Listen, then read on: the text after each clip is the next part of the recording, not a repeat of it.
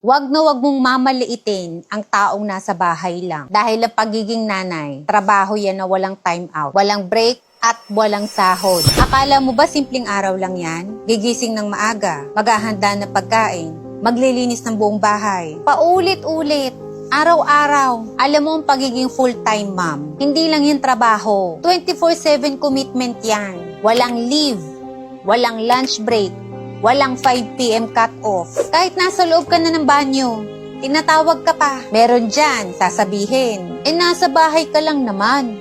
Bakit pagod na pagod ka? Hindi ba nila alam na ang pagiging nanay, emotional, physical, mental, at minsan nga, pati spiritual exhaustion? Kasi hindi lang katawan mo ang pagod, pati puso, isip, kasama na buong pagkatao mo. Wag na wag mong mamaliitin ang isang tao na nag-aalaga ng bata. Sa totoo lang, sila pa nga ang may pinakamahirap na responsibilidad, yung magpalaki ng maayos, mabait, matatag na tao. Ang mga nanay, may mga anak na kailangang asikasuhin. Kahit puyat pa, kahit may sakit na, kahit pagod na.